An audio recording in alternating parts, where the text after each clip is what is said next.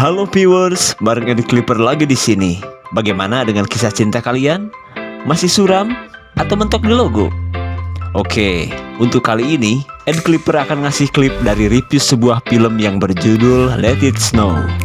Menceritakan sebuah petualangan dari sepasang kekasih di pegunungan salju yang berada di kawasan Georgia. Si cowok yang akan melamar pacarnya memilih sebuah spot ekstrim tempat favoritnya. Karena tempat itu terbilang ekstrim dan terlarang, rencana pun tidak berjalan mulus. Mereka malah mendapatkan sebuah kejutan mengerikan ketika berada di sana. Kira-kira kejutan seperti apa yang akan mereka dapatkan? Penasaran kan? Tonton sampai habis, subrek dan kasih tahu teman-teman kalian. Film ini berawal dari sebuah pemandangan dari kawasan Gudauri yang terletak di negara Georgia. Belum pernah kesana kan? Terlihat seorang gadis yang merupakan atlet ski antar RT sedang melakukan latihan di sebuah tempat yang disebut Black Ridge. Merasa sudah lelah, ia berhenti dulu untuk istirahat. Sungguh naas nasibnya, ia malah tertabrak peski lain. Tak lama kemudian, datang teman si penabrak tadi. Ia pun memeriksa keadaan si gadis yang masih tak bergerak. Dirasa gadis tersebut sudah meninggal, mereka pun lebih memilih pergi meninggalkannya. Setelah mereka pergi, ibu dari gadis tersebut menghubunginya. Akan tetapi, sang ibu tidak mengetahui bahwa nasib anaknya kini sudah meninggal.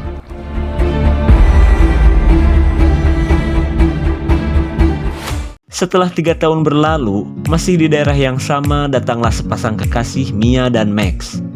Mereka yang merupakan peserta amatir berniat untuk menjajal spot terbaik di sana, dan tempat tersebut dikenal dengan Black Ridge. Mereka yang merupakan warga Amerika jauh-jauh datang ke tempat tersebut atas rencana Max yang ingin memberikan kejutan untuk Mia.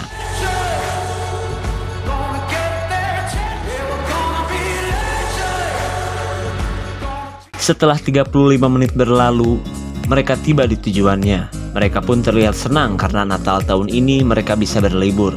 Lalu, mereka pun menuju sebuah hotel untuk para peski. Ketika berada di lobi, Mia mengatakan bahwa tujuan mereka untuk pergi ke Black Ridge. Sementara menurut karyawan hotel, Black Ridge sedang tidak bisa dikunjungi. Terlebih akhir-akhir ini banyak peski yang meninggal di sana. Ia pun menyarankan untuk berski di daerah aman saja.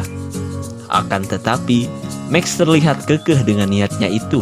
Ia pun meminta disewakan helikopter untuk bisa menuju ke sana. Hingga pada akhirnya, karyawan hotel itu pun mau tak mau akan menurutinya. Singkat cerita, mereka tiba di kamarnya. Terlihat mereka pun senang dengan pemandangan dari hotel yang menyejukkan mata. Kan salju. Suasana dingin pun membuat Mia bergegas menghisap rokok kembang gading kesukaannya. Kemudian, Max menghampirinya dan berkata, "Rambut kamu wangi. Pakai sampo apa?" Mia pun menjawab, "Aku pakai sampo mobil." Terlihat Max pun senang karena rambut pacarnya sewangi bemper mobil. Ketika hari sudah malam, Mia berniat untuk pergi ke warung. Wine. Betapa kagetnya Mia saat karyawan hotel menawarinya minuman jahe. Karyawan hotel itu pun mengingatkan kembali Mia untuk tidak pergi ke Black Ridge. Ia pun mengatakan bahwa ada seorang peski yang baru ditemukan mayatnya setelah 5 hari dikabarkan menghilang di Black Ridge. Tapi rupanya, kabar tersebut tak membuat Mia berubah pikiran. Di keesokan harinya, Mia pun melakukan persiapan. Lalu, ia menemukan sebuah cincin dari perlengkapan milik Max. Terlihat Mia pun senang dengan niatan Max yang akan melamarnya. Ketika keluar hotel, mereka melihat pria yang dikatakan karyawan hotel semalam. Dari keterangan tim SAR, korban sepertinya dibunuh seseorang di Black Ridge. Sementara itu, Max menyangka orang tersebut mungkin hanya terjatuh saja. Singkat cerita, mereka menuju helikopter yang disediakan hotel, dan tak lama kemudian, mereka pun bergegas OTW. Ketika dalam perjalanan, apalah arti liburan tanpa selfie Sukaisi? Mia pun berselfie untuk dipamerkan di Facebook dengan caption, "Liburan atuh, kan mampu." Kemudian, Mia merasa heran dengan salib yang berada di puncak gunung.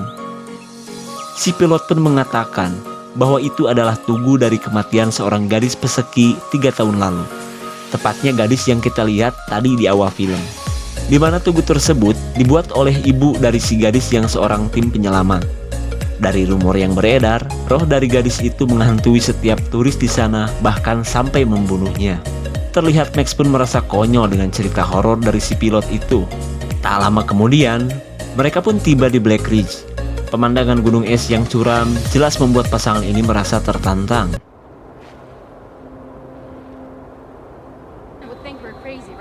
Setelah mendapatkan titik star yang cocok, mereka pun memulai aksinya.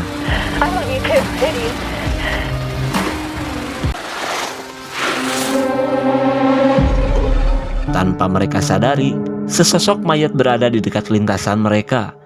Sementara itu, kabut tebal kini mulai menutupi gunung. Ketika pandangan sudah tertutupi kabut, Mia menghubungi Max tentang keadaannya. Tanpa Mia sadari, seseorang yang menggunakan motor salju sedang mengikutinya. Tiba-tiba, orang itu menabrak Mia hingga pingsan. Setelah beberapa saat, Mia akhirnya sadar. Lalu, ia berusaha menghubungi Max.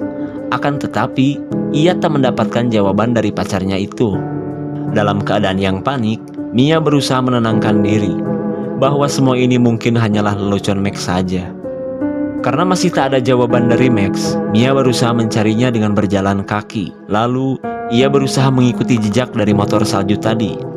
Setelah beberapa saat, Mia melihat sebuah pemandangan romantis dan pacarnya yang sudah berada di sana.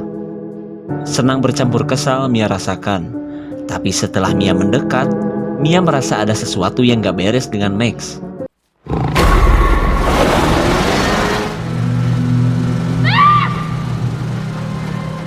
Rupanya, orang yang telah menabrak Mia kini menculik Max. Terlihat Mia pun syok melihat keadaan tersebut. Ketika kabut sudah mereda, Mia melakukan pencarian dengan mengikuti jejak dari Max.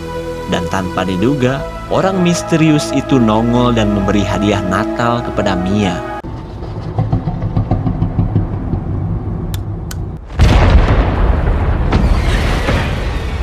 Ternyata, orang itu berhasil mencelakai Mia, hingga membuat Mia pun terkubur salju.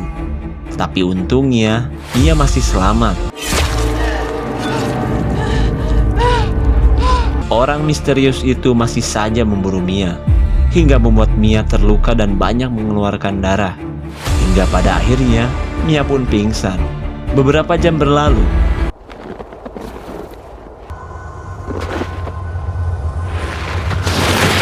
Tanpa diduga, seseorang yang lain kini membawa Mia.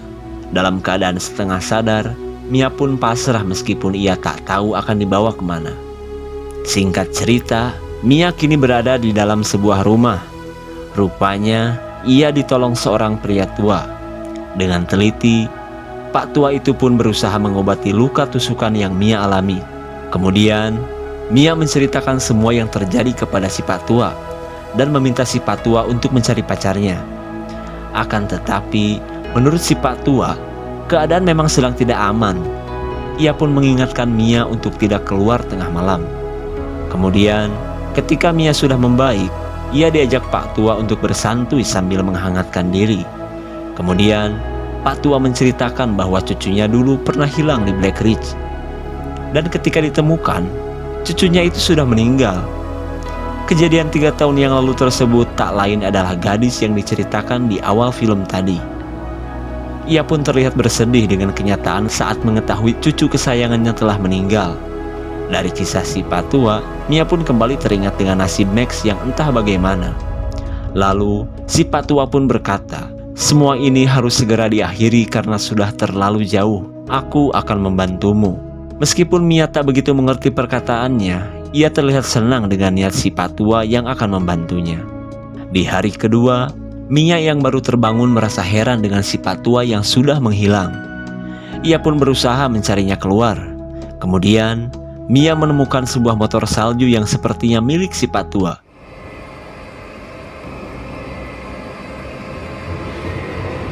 Betapa kagetnya Mia saat mengetahui sarung tangan milik Max berada di sana.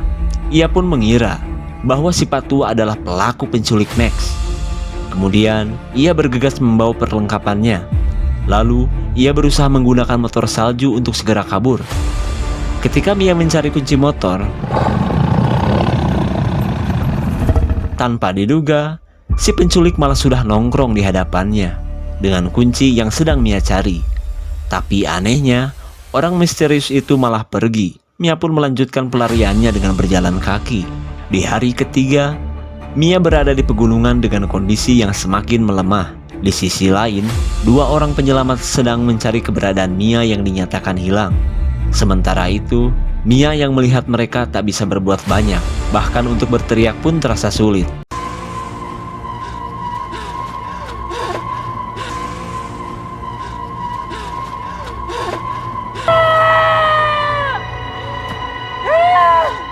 Dan sialnya, suara Mia tak cukup keras untuk dapat didengar mereka.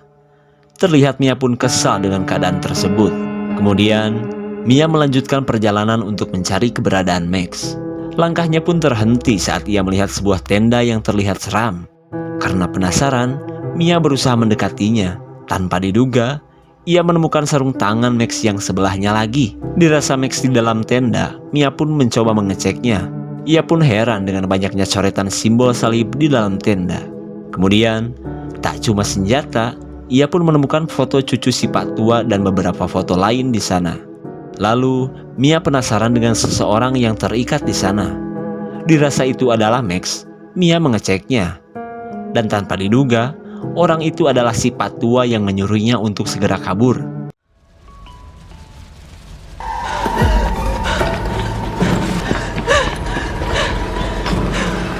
Rupanya, dugaan Mia salah.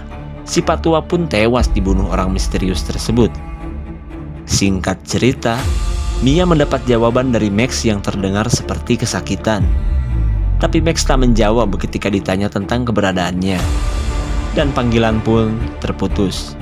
Lalu, Mia yang sudah beberapa hari tak makan melanjutkan pencariannya.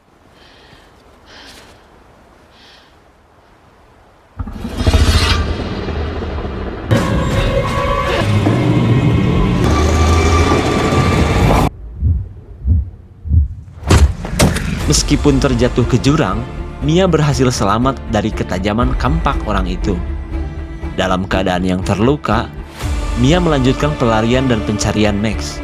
Tapi sialnya, suara motor salju terdengar semakin mendekat. Rupanya ia masih mengejar Mia.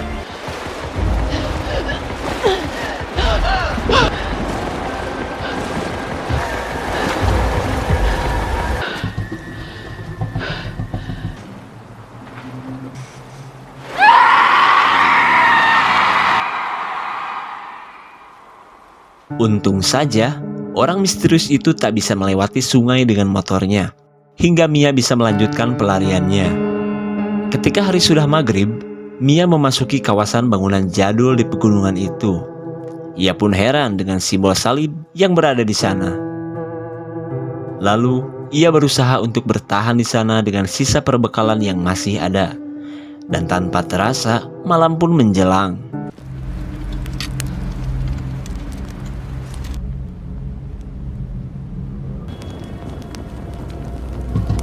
Di keesokan harinya, Mia yang baru terbangun kembali melanjutkan pencariannya. Tapi sialnya, keadaan diperburuk dengan kabut yang kembali turun. Dalam keadaan yang semakin melemah, Mia terus berjalan tanpa arah. Dirasa itu adalah Max, Mia berusaha memeriksanya. Ketika semakin dekat,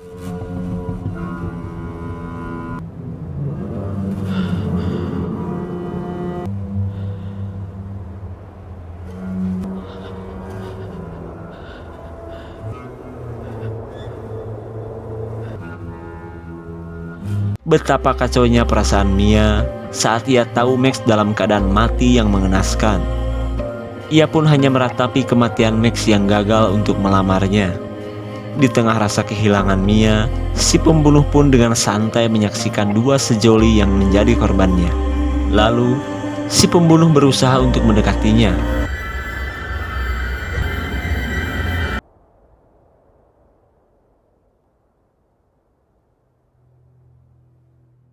Tanpa diduga, Rasa kehilangan Mia membuatnya putus asa, hingga ia menjatuhkan diri bersama Max ke dalam jurang. Dirasa dua sejoli tersebut sudah tewas, si pembunuh pun menuju ke tugu yang diceritakan si pilot. Dan ternyata ia adalah ibu dari gadis yang telah tewas 3 tahun lalu. Ketika gadis itu mati, karyawan hotel dan si pak tua yang merupakan keluarganya terlihat syok saat mengetahui gadis itu sudah tewas. Rupanya, kesedihan yang dirasakan ibu si gadis menjadi rasa benci kepada para peseki yang berada di Black Ridge. Dan karena hal itulah, ia melampiaskan kemarahannya dengan membunuh semua peseki yang berada di sana.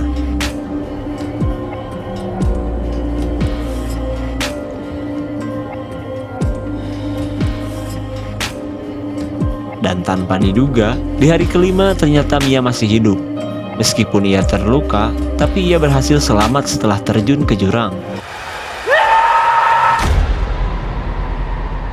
Dan film pun sudah berakhir. Bagaimana? Menegangkan sekali bukan? Semua kekacauan ini berawal dari kelakuan seorang peseki yang tak bertanggung jawab di kawasan Black Ridge, di mana seorang gadis yang ia tabrak malah ia tinggalkan begitu saja. Rasa kehilangan dari sang ibunya pun akhirnya berujung malapetaka, di mana ia menebar teror pembunuhan kepada semua peseki yang berada di sana. Nasib sial pun dialami Mia dan Max.